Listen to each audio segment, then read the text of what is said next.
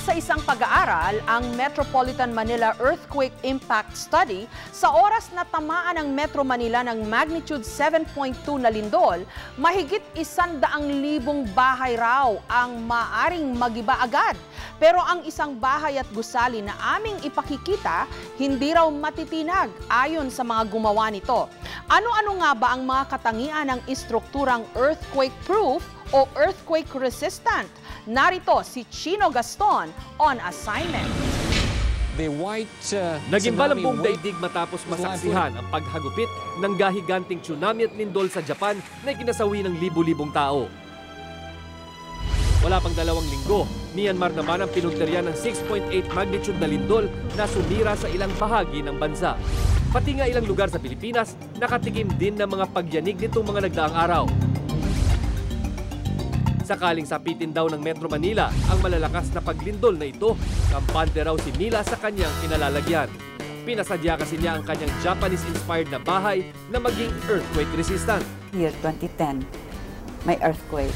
So nakita din namin kung anong epekto. Fantastic. It feels safe and comfortable. We didn't even feel the earthquake.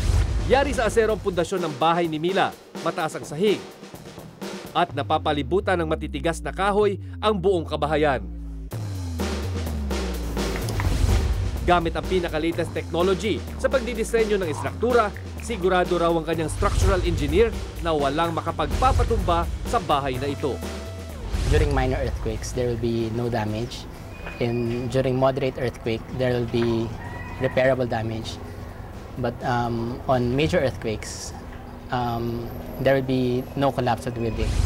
Tuwing may lindol, bukod sa mga kabahayan, isa sa mga pinaka-napeperwisyo, mga matataas na gusali.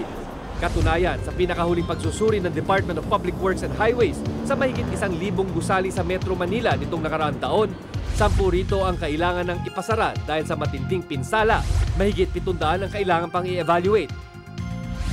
At mahigit 300 lamang ang matatag at pasado sa kanilang pagsusuri. Ang 8 palapag na sports complex na ito, hindi man daw kagandahan ang lupang tinutuntungan nito, lindulin man ng malakas, hindi raw guguho at babagsak.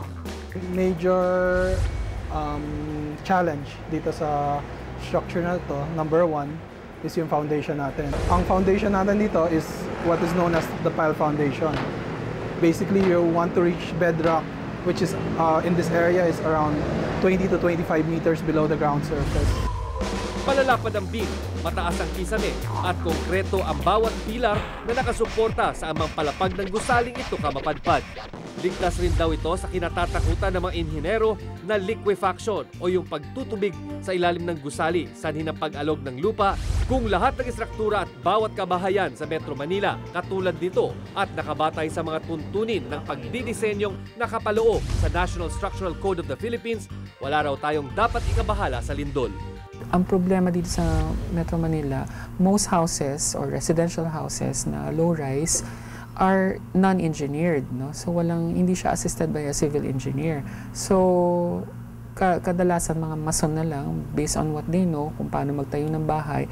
Importante ring malaman kung ang itatayo mong istruktura ay malapit sa valley fault system na delikado sa lindol at ng isa pang earthquake generator na Manila Trench na apektado naman ng tsunami.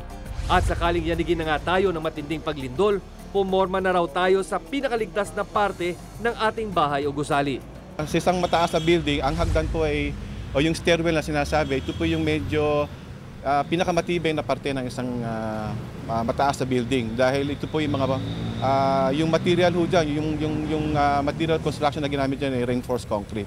So hindi ho basta-basta matitinag yan. Ang kalamidad, hindi natin alam kung saan at kailan sasalubong. Kaya mainam ng paghandaan lahat ng mga bagay-bagay na apektado. Mabuti na yung sigurado para maiwasan ang pagsik ng trahedyang idudulot nito. Chino Gaston, GMA News.